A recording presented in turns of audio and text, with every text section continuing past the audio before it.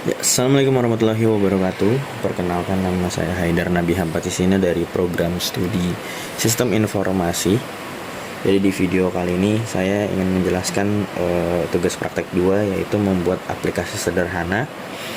Jadi nanti aplikasi ini itu menggunakan HTML, CSS dan juga JavaScript di dalam satu folder yang sama gitu.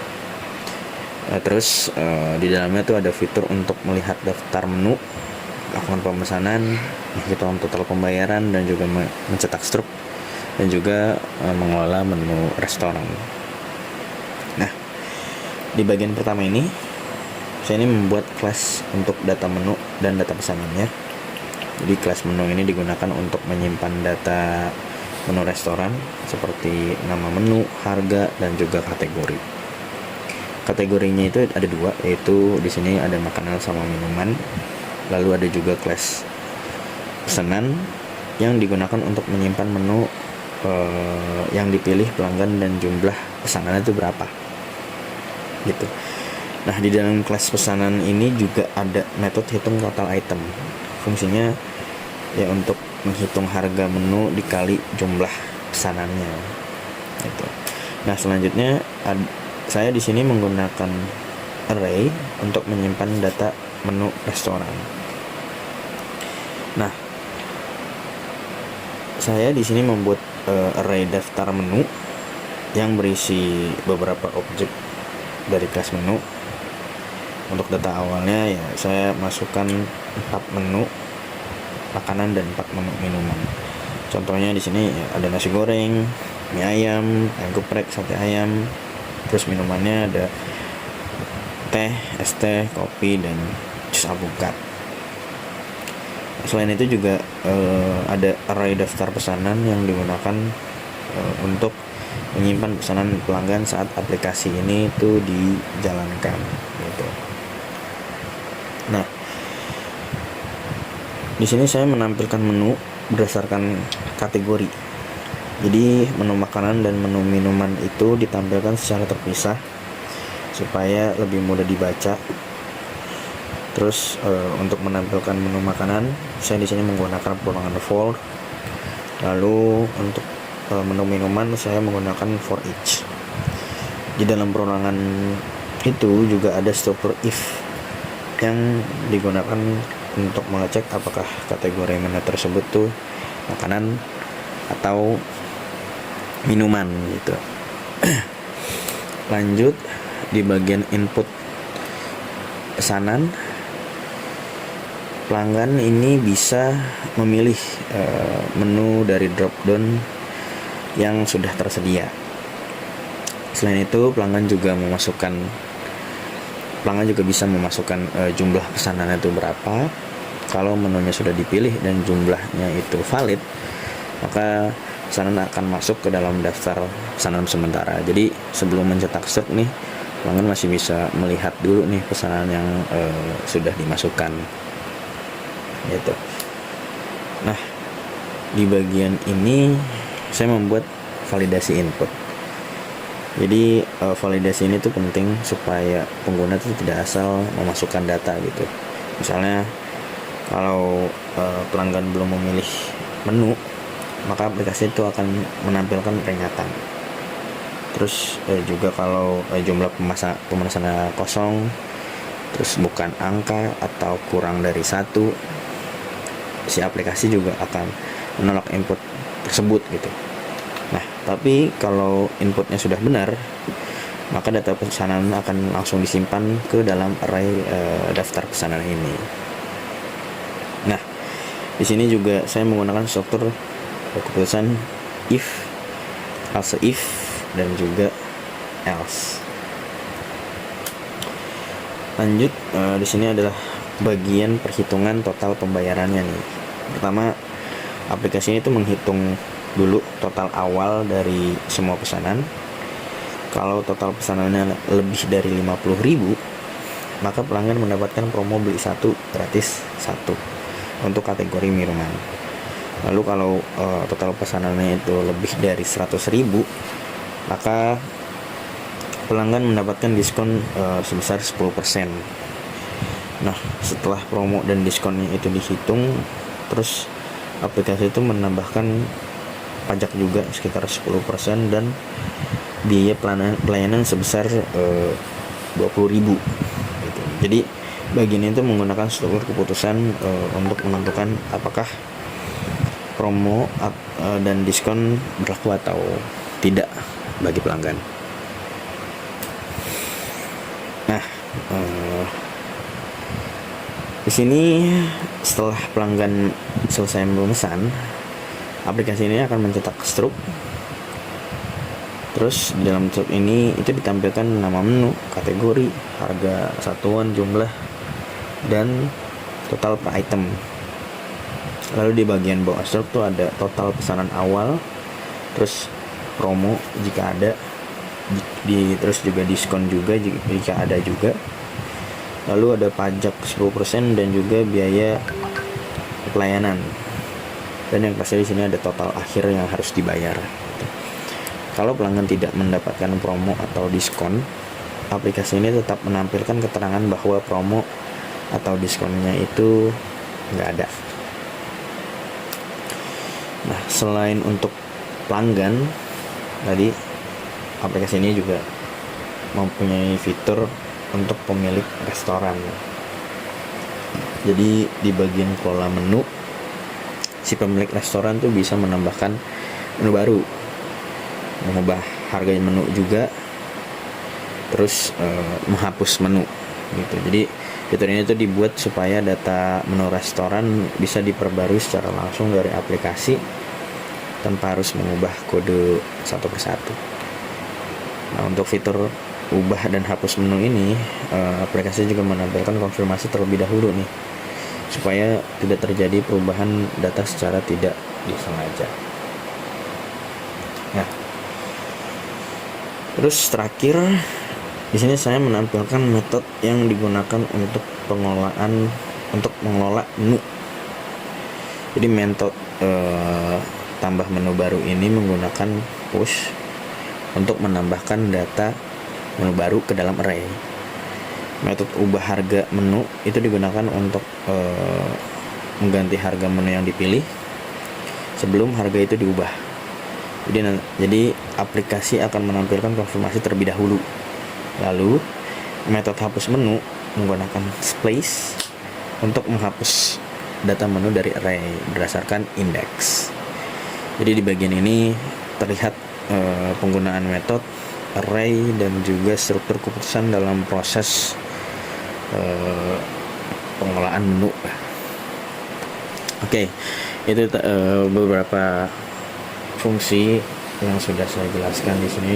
Kita langsung ke demonstrasinya aja. Jadi saya di sini sudah tampilkan dashboard HTML yang sudah saya buat untuk tugas praktek 2 kali ini. Itu adalah aplikasi restoran sederhana. Nah, di tampilan awalnya di sini ada tiga klik button.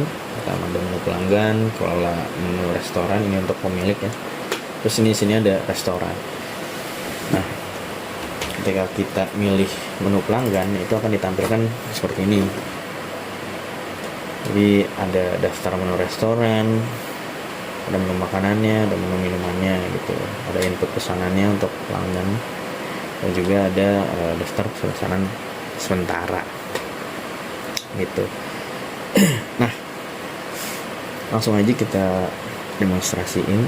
Contoh di sini saya akan memesan beberapa pesanan lah ya. Misalkan contoh nasi goreng itu, misal kita lagi makan ada 4 orang, kita pesan aja 4 tambah pesanan. Oke. Nah, ketika saya input pesanan, dia akan langsung masuk ke daftar pesanan sementara terlebih dahulu. Tuh. Lalu karena tadi makanannya udah, sekarang minumannya kita pengen es jeruk, langsung aja kita, karena orang 4 ya, makanannya 4, orangnya 4, kita pesannya 4 tambah pesanan. Nah, ketika pesanan ini sudah dibuat, pelanggan sudah merasa pesanannya sudah selesai, maka di sini pelanggan harus mengklik selesai dan cetak struk. Maka maka di bawah ini ditampilkan struk pesanan. Jadi di struk pesanannya itu ada total dari harga dan juga ada pesanan-pesanan apa saja yang tadi sudah dipesan. Contohnya di sini ada nasi goreng kategori makanan dengan harga 25.000, kita pesannya tadi 4, jumlahnya 100.000, dan juga minumannya ada es jeruk harganya 10.000, kita pesannya 4 jadi 40.000. Nah, di sini sister nih juga menghitung total pesanan awal dulu nih, totalnya itu sebesar 140.000. Nah, karena tadi kita sudah melewati 50.000 total pembelian, maka di sini ada promo beli 1 gratis 1 untuk kategori minuman. Jadi di sini diubahnya ke potongan harga aja gitu, jadi minus 20.000 gitu. Nah, karena juga di sini sudah pelanggan sudah melebihi 100.000 untuk total pembelanjaan, maka pelanggan juga mendapatkan diskon sebesar 10%, ya kan? Jadi dapat potongan juga 12.000 nih. Nah, setelah itu di sini dihitung total setelah promo atau diskon sebesar 108.000. Nah, setelah itu di sini terdapat biaya pajak 10% yaitu 10.000 dan juga biaya layanan sebesar 20.000. Dan di sini adalah total yang harus dibayarkan oleh pelanggan sebesar 138.800.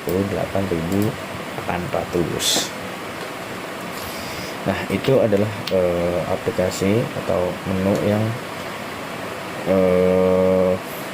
untuk pelanggan atau customer gitu. Sekarang kita akan berlari untuk menunya si pemilik gitu. Jadi di sini ada kelola menu restoran, ini untuk pemiliknya, untuk pemilik restoran.